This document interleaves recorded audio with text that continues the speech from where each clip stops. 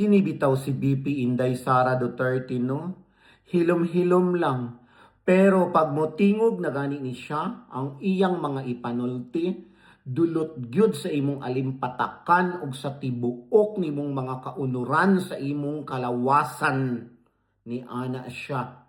Simple lang ang sagot ko sa lahat ng paninira.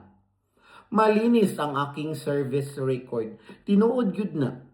Kay makita gyud nimo sa Davao City ug mapamatud-an gyud na namong mga Davaoenyo nga tinud-anay gyud ang iyang pag-service. Lahat ng aking ari-arian at pera ay idiniklara ko sa aking salen.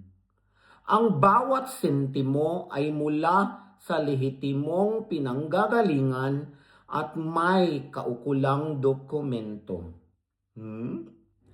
Ang mga totoong magnanakaw, hindi sa bangko pinapasok ang pera, kundi sa maleta.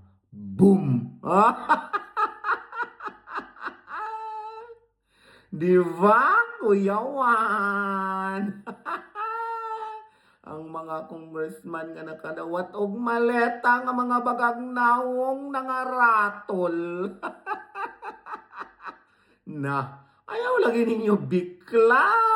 Kay lisod biklon ang agila. Kuya Juan.